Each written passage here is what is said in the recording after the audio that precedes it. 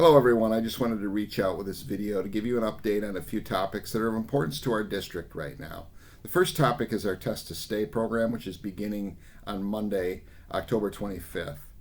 This coming Monday, students who are identified as close contacts to a confirmed case on campus only, will be eligible for the Test to Stay program, which allows kids to remain in school during the time they would have been quarantined. It's important to enroll in this program in order to be able to take advantage of this option. So we're asking families to click on the link. If you haven't already enrolled your students, some of you may have. If you haven't already enrolled, you can click on the link that has been sent out with this video. That will take you to another series of links which are school-based. Just click on the link for the school that your child attends, and you'll have the opportunity to enroll him or her in the Test to Stay program. The Test to Stay program requires a few things for families to agree to. One is that the student who would be enrolled would need to be tested twice and have negative results during the first 7 days after they've been identified as a close contact. As long as the tests are negative, that first week the student can remain in school. Second thing is that the student would need to be in what's called a modified quarantine, which means aside from riding the bus and coming to school, they would have to be in quarantine outside of school. They wouldn't be eligible to participate in activities either school-based or community-based. Finally, they would need to agree to wear masks and socially distance at all times, just like we've always been doing. So that's the Test to Stay program. We really want to make sure that we keep kids in school, but we also have to protect the safety of students and staff. And so we have these measures in place, the testing and the modified quarantine, to ensure that we're continuing to be safe as well as keeping kids in school. The second thing I wanted to talk about is staffing and some of the challenges we've been facing across our district with staffing. We're very low in our staffing. We're understaffed in our paraeducator team, we're understaffed in our food services team, and we're understaffed in our transportation team. All this means that we have fewer people working in those departments than we had planned at the beginning of the year, or that we even identified that we would need at the beginning of the year. For example, in food services, we're down about 5 people. Transportation, we're down a few, and we have no substitute drivers. And of course, people get sick or are quarantined, or life happens and they have to be out for a family emergency.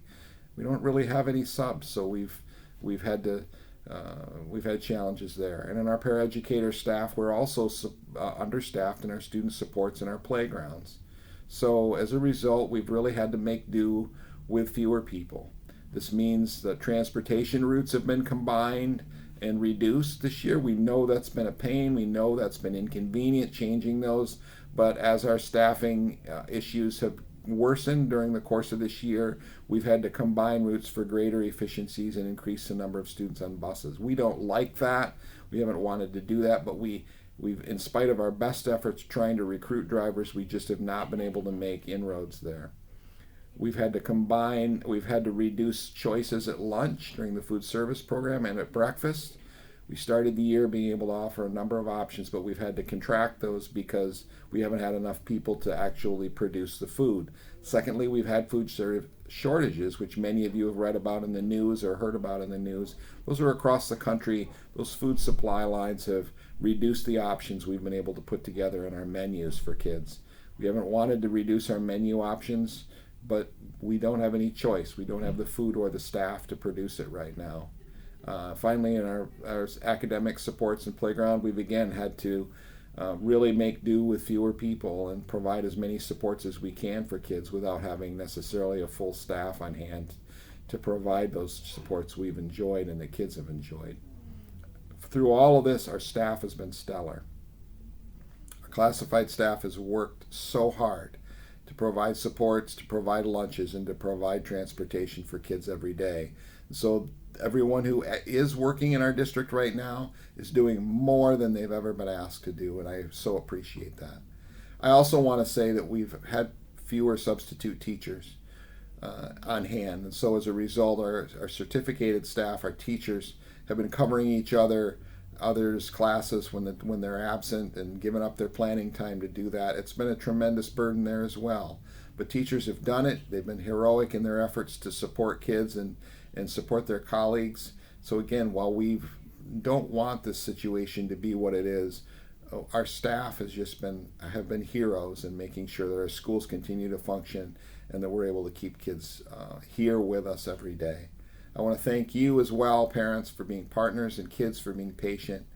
You guys have all just endured a lot with us, and we appreciate the fact that you're understanding, even as frustrating as it is. And I hope that you realize we're doing the best we can to hire people and to get people in these positions so that we can really reduce some of this burden.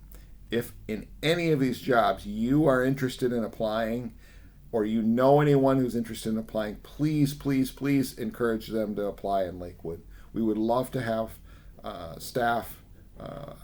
We'd love to expand our staff and expand the options that we're able to offer right now. So please think about that, and if there's anybody you know, encourage them to apply. Thank you so much for being part of this video today, and have a great weekend, and stay safe and healthy. Thanks. Bye-bye.